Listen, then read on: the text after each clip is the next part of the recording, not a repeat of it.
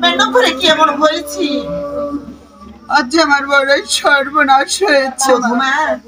আরে তুমি এমন, আমি তোমার কথা কিভাবে বলবো মাগো? এই কাজ মেন্ডম করে তোমার কি হয়েছে মাগো? আজ দেখো না মা, আজ এই বিবাহ বর্ষে তোমার সন্তান যে আমাকে চিরজনমের মতো ছেড়ে চলে গেছে। আমি তোমার কথা বিশ্বাস করি না মাগো। হয়তো তুমি আমার লক্ষ্মীধরকে কোনো কটু কথা বলেছো মাগো, তাই তো লক্ষ্মী তোমার উপর অভিমান করে শুয়ে আছে।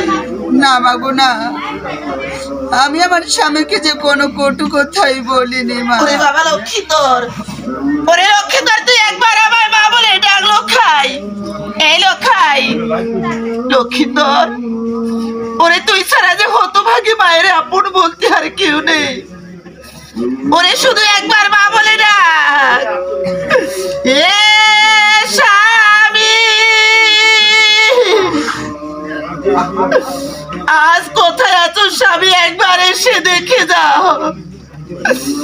আজ লক্ষ্মীধর আমাকে আর মা বলে ডাকছে না স্বামী। আজ তোমার সন্তান যে তোমায় মা বলে ডাকবে না মা। আজ আমি তোমাকে বারবার সাবধান করে দিয়েছিলাম যে আজকে নিশ্চিতটুকু তুমি জাগ্রত থাকবে। আজ এই বাসর ঘরে এমন কি হয়েছে শনিকা?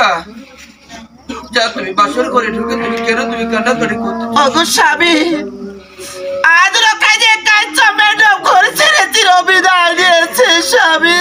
না শনিকা না, আজ আমি এই লক্ষ লক্ষ টাকা খরচ করে এই লোহার কাঁচা ম্যাডাম ঘর আমি তৈরি করেছি। আজ আমাদের সন্তান আমাদেরকে ছেড়ে চিরদিনের জন্য বিদায় কখনো নিতে পারে না শনিকা। তুমি একবার এসে দেখো স্বামী, আজ লোকাই আমাদের ডাকি আর সাড়া দিচ্ছে না স্বামী। আরে কি আরে শনিকা, আজ আমাদের লোকের শরীর কেন নির্বন্ধ হয়ে গেছে শনিকা? তবে কি তোমার কোথায় সত্যি? হ্যাঁ স্বামী। ওগো বধূমা, আরে জামাগো অতি শীঘ্রই ভাইলে ডেকে তুমি ডাকো মাগো। আজ লোকাই যে কথা বলছে না মা। তবে বেশ মা, আমি যাচ্ছি মা।